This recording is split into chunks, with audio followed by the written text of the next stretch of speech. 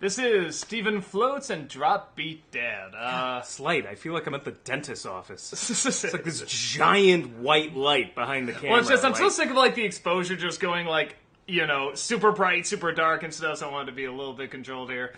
Yeah, sorry we've been away. Apparently they dropped, like, 1 million episodes on us, so we're just trying to catch up here. Yeah, we're doing these two together because, I mean, I don't think there's a ton to talk about. I think it makes sense just to sort of lap them together. First one was about donuts and flying. Second one's about sour cream and dancing. So it's I see a theme: food plus movement. Yes. So that's it. Bye. No. So pretty much, first episode, Steven finds out he floats. They all float. Finds out he can float. He's very slowly falling to the ground, and they try to figure out how to bring him down. That was like a bad dream. I know it's a good dreams dream. where it's just like I mean, I know you're talking about where it's like you're up in the air, like you're trying to get away, you're trying to move, but you can't, kind of thing. Yeah. I kind of know what you're talking, kind of like swimming almost, except like in the air. I know what you're talking about. But he wants to get to his fresh donut. Or, as they say in the show, fresh. I do like that, though, because donuts are the most sensual of all the fried, yeasty doughs. Donuts are amazing.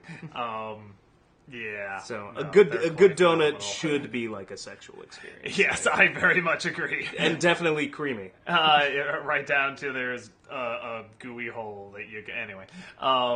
So... The less said about... chocolate, though, the better. A fudge filling, just, I don't know. I don't know where this is going, but anyway, so that's that episode. Then we have a Drop Beat Dad, which is pretty much exactly what you think it's gonna be, except just with sour cream, who... I never realized how funny that name is until they just keep saying it over and over. It's like, oh, sour cream, what do you know about... I'm like, that does sound funny every time they say it. He's got a French relative, you know. Creme fraiche. You mean creme fraiche. Fraiche. So, his dad, real dad, comes into town because apparently Onion's dad is his stepdad, which is really fascinating. I wouldn't have guessed that because they really look alike and they have the similar, like, skin tone and everything and similar hair, but it's like, nope, stepdad, apparently. So, his dad comes back into town, does... everything that the deadbeat dad story goes through. He thinks he's going to be there. He thinks everything's going to be all right. But then it turns out, you know, he's just trying to use him. And he figures it out at the end, sends him away. And then just this huge bombshell that they're suddenly millionaires, apparently. So, yeah, that'll be interesting. I don't know if I like that. I don't know. I mean, we'll see where they go with it. Still, maybe it's not real. Maybe it was like a fake out or something, but it'd be a weird fake. It's like out early in the morning and I'm still drinking my coffee, so I haven't woken up quite yet. But I feel like that's one of those things where I like blinked for a second. Was like, wait, did I just see that? Yeah, like apparently. Like, I hope they don't go the Roseanne route, because $10 that's when the show went downhill. Is when Roseanne won the lottery and they became millionaires. Yeah, so the first episode, like you said, is kind of dreamlike, and I like that. It's one of those where it's like, okay, he has this cool power, and this is kind of a fluff episode. It's just sort of showing, okay, now he has this ability. It's once again tied to his emotions, which is done all the time. But it's a good cliche in my opinion. I mean, you see it like in Akira and Frozen. It's done everywhere. But I'm trying to remember.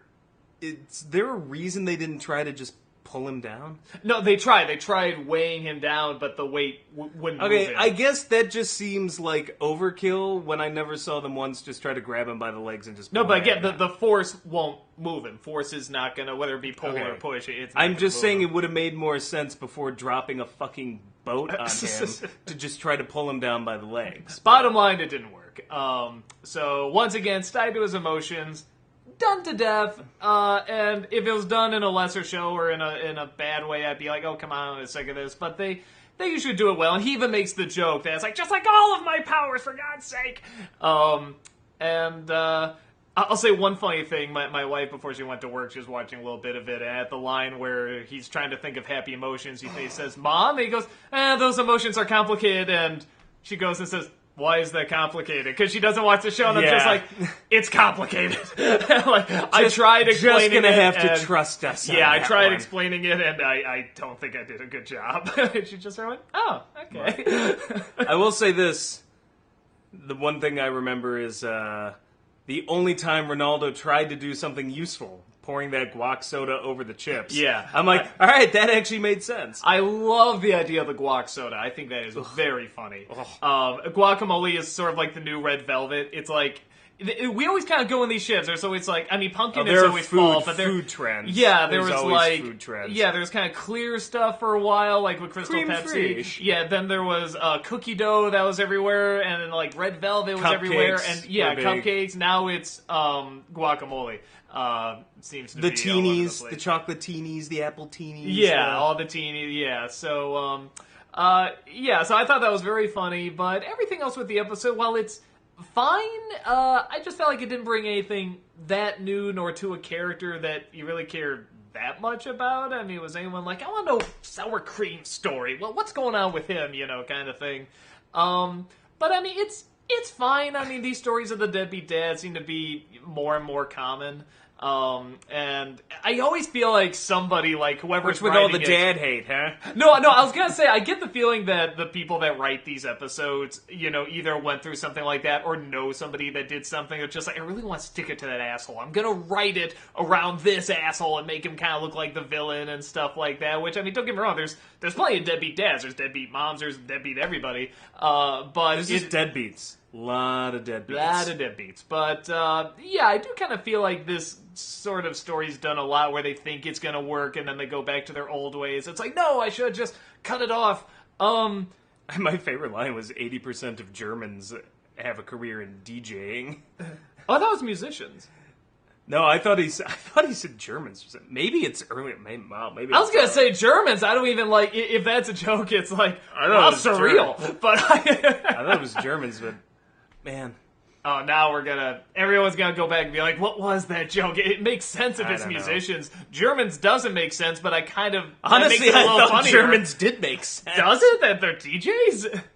I don't know. Well, when I think of thing? German industrial music and the nightclub scene. And have you maybe? ever been to Berlin? But why were they talking about Germans? I don't remember that. I'm totally blank on this now. Early in the morning. I wish I were high. That would This is what I know. Like, me in the morning is like just me being high. I just have no idea where I am, and I'm just like, ugh. I was gonna say, because we both get up. I mean, you get up earlier than me to drop your wife off, but I mean, I was up before the sun came up. Yeah, I mean, I usually get up like 6 or 7, something like that. I'm just more. But I also have not had coffee yet today, which is a huge problem. And I can tell you that right now, it's a huge problem. Over there. Well, I know. I was waiting for it to cool down. The second this camera shuts off, I will drink it. So why don't you just shut the effing camera off so I can get my goddamn coffee? Okay. Coffee is good. We've learned that. Yes! The last thing I'll say about the two episodes, because again, I think they're both fine. I like the falling one a little bit more, and the reason I like it a little bit more is not only is it dreamlike, I love the shots of the clouds in this, and I love the angles they get when he's up in the air, particularly early on. It's still a very pretty show. Yeah, I like it when a show or movie or anything can legitimately capture being in the air, and they can do it very simply. Miyazaki's very good at that. You see that like in Kiki's Delivery Service and stuff, where you really feel like you're in the air. And I love it when they can really when he was falling. I did shout, "Haku, I knew you were good." Just kept thinking the Spirited Away. Well, and those clouds, those are very strange clouds, because there's sort of these solid lines, but then sort of these little brushes, like almost like these erase strokes that are in there. And it's like, how do you make that kind of 3-dimensional, and layered and stuff? And they do a good job. I thought they actually made them look very nice and very cool. Artwork, being good at what you do. It's weird. I don't know. I guess I wasn't into how did they do that. I was like, oh, it's pretty. No, I mean, it's because those clouds are so strangely designed. They're not all soft. They're not all hard. There's just these very, very unique paintings. designs. How did they do that? Well, you take a brush and some paint and you say that, but you ever tried it? It's tough. Yes, I've actually tried painting before. Not everybody's Bob Ross. Hey, that man was Netflix. the Da Vinci of his time, all right? And he's on Netflix. I still like him better than Thomas Kincaid any day. Oh, fuck yes. With No, I don't like Thomas Kincaid, so I'm not going to say anything nice.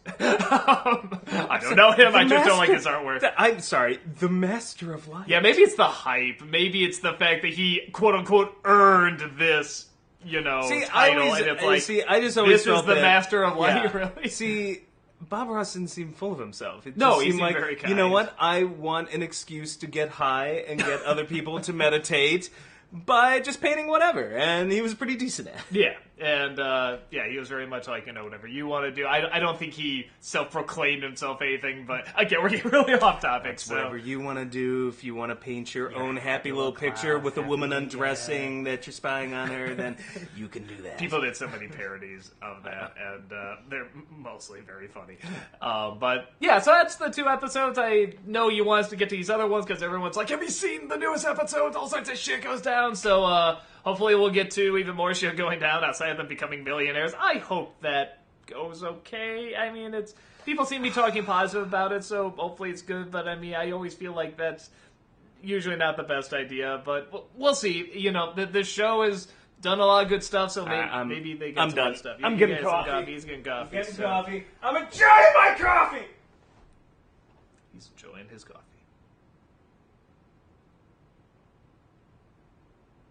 It's good. Yes.